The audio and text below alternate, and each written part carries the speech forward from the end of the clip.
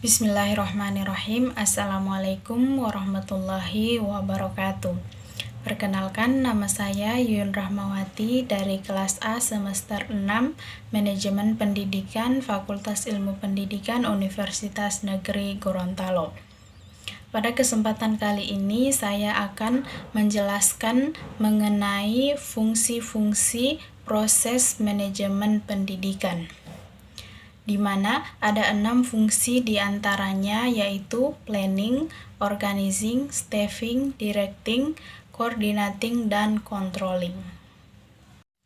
Baik, langsung saja pada penjelasan pertama mengenai planning. Menurut Lois Allen, planning atau perencanaan adalah menentukan serangkaian tindakan untuk mencapai hasil yang diinginkan. Sedangkan menurut ahli manajemen Harold Kohns dan Krill O, perencanaan adalah fungsi daripada manajer di dalam pemilihan alternatif-alternatif, tujuan-tujuan kebijaksanaan, prosedur-prosedur, dan program. Ada 3 kegiatan dalam setiap perencanaan, diantaranya yang pertama, perumusan tujuan yang ingin dicapai. Kemudian yang kedua, pemilihan program untuk mencapai tujuan. Yang ketiga, identifikasi dan pengerahan sumber yang jumlahnya terbatas. Berikut poin yang kedua, yaitu organizing. Fungsi pengorganisasian yang dalam bahasa Inggrisnya organizing berasal dari kata organize yang berarti menciptakan struktur dengan bagian-bagian yang diintegrasikan sedemikian rupa sehingga hubungannya satu sama lain terikat oleh hubungan terhadap keseluruhannya. Menurut George Artery, pengorganisasian adalah tindakan mengusahakan hubungan-hubungan kelakuan yang efektif antara orang-orang sehingga mereka dapat bekerja sama secara efisien dan dengan demikian memperoleh kepuasan pribadi dalam hal melaksanakan tugas-tugas tertentu dalam kondisi lingkungan tertentu guna mencapai tujuan sasaran tertentu. Berikut fungsi ketiga, yaitu staffing. Menurut Terry, menyebutkan bahwa staffing merupakan kegiatan merekrut, memilih, mempromosikan, memindahkan, bahkan pengunduran diri dari para staf organisasi. Menurut Tehani Handoko tahun 2000, langkah-langkah dalam proses staffing meliputi beberapa aspek.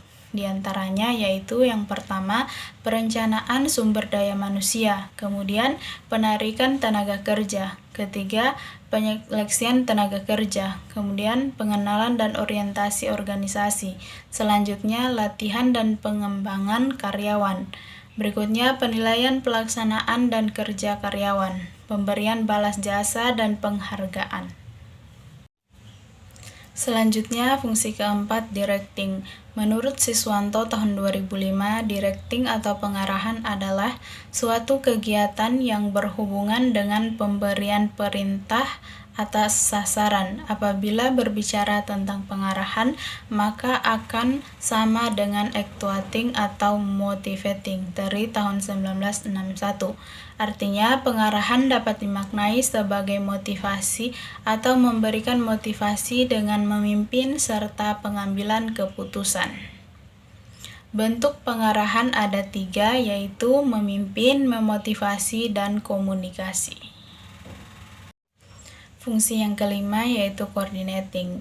Menurut Branch, pengordinasian adalah mengimbangi dan menggerakkan tim dengan memberikan lokasi kegiatan pekerjaan yang cocok kepada masing-masing dan menjaga agar kegiatan itu dilaksanakan dengan keselarasan yang semestinya di antara para anggota itu sendiri.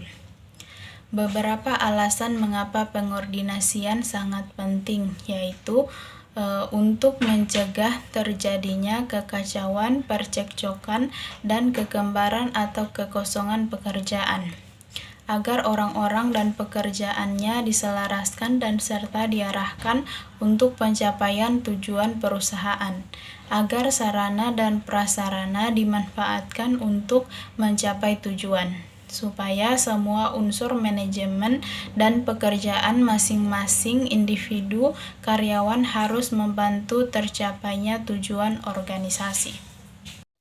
Kemudian fungsi yang terakhir yaitu controlling. George Artery dalam buku Principle of Management mengemukakan bahwa controlling atau pengendalian dapat dirumuskan sebagai proses penentuan apa yang harus dicapai, yaitu standar, apa yang harus dilaksanakan, yaitu pelaksanaan, menilai pelaksanaan sesuai dengan rencana, yaitu selaras dengan standar.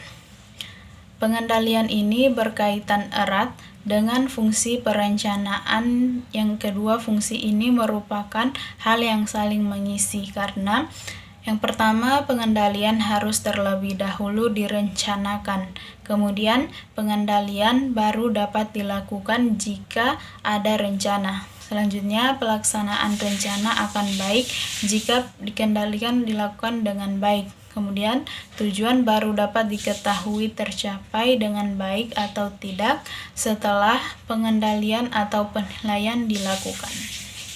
Baik, itulah penjelasan singkat dari saya mengenai fungsi-fungsi proses manajemen pendidikan. Sekian dan terima kasih. Wassalamualaikum warahmatullahi wabarakatuh.